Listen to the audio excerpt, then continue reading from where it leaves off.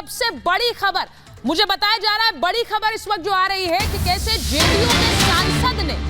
JDU के सांसद साहब ने कल की बैठक को पूरी तरह से खारिज कर दिया है। जेडीयू के सांसद सुनील पिंटू कह रहे हैं कि कल की बैठक भी चाय बिस्कुट पर बैठक ही थी, वो खत्म हो गई, किसी गंभीर मुद्दे पर चर्चा नहीं हुई है। अब आप सोचिए, ये जेडीयू के सांसद कह रहे हैं 31 दिसंबर तक कांग्रेस सीटों का बंटवारा नहीं करती तो फिर कोई फाइनल नहीं कर पाएगा, यानी कि खेल खत्म हो जाएगा क्या? इस पर भी आज करूंगी महाभारत। पहले ये रिपोर्ट देख लीजिए।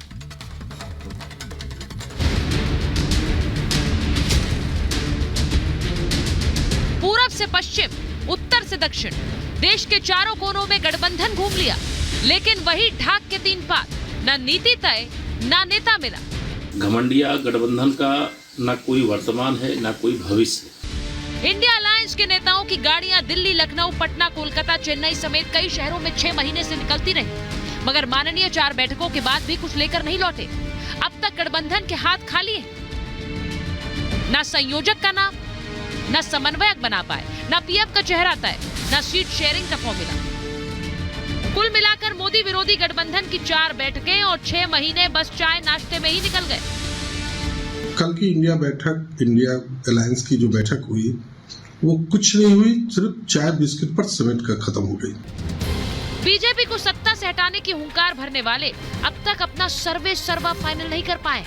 इन्होंने जो है प्रधानमंत्री पद को भी इतना छोटा ये बना रहे हैं कि तू बन जा, हर बैठक में नया प्रधानमंत्री आ जाता है सामने। तो ऐसे कोई भी किसी का नाम ले देना, ये केवल अपना टाइम को वेस्ट कर रहे हैं, ये केवल देश की जनता को गुमराह कर रहे हैं। बहुत जल्द सीट शेयरिंग हो जाएगा।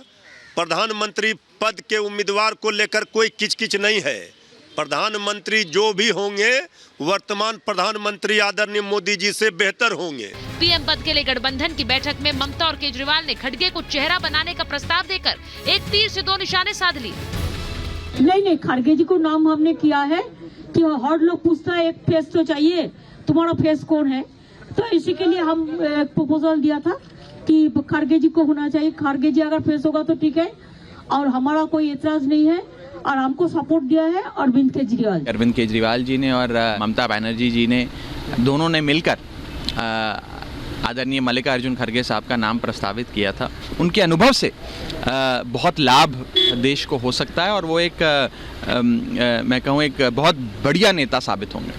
कभी जिन पार्टियों को कांग्रेस फूटी आग नहीं सुहाती थी, अब वही कांग्रेस अध्यक्ष खड़गे की तारीफ में कसीदे पढ़ रहे हैं, क्योंकि इसी बहाने ममता केजरीवाल ने राहुल का पत्ता भी काट दिया है, नीतीश को भी बिना कुछ बोले किनारे कर दिया है। खड़गे जी के नाम पर बिफरना मुख्यमंत्री नीतीश कुमार जी का पूर्णतः स्वाभाविक है, क्योंकि वो किसी भी ऐसे व्यक्ति के नाम को आगे बढ़ता हुआ देखना नहीं चाहते जो दलित समुदाय से आते हैं। अब कांग्रेस भी रिजेक्ट हो गई, नीतीश कुमार भी रिजेक्ट हो रहे, आखिर प्रधानमंत्री कैंडिडेट कौन होगा? इनको कहीं कुछ इनका होना नहीं है।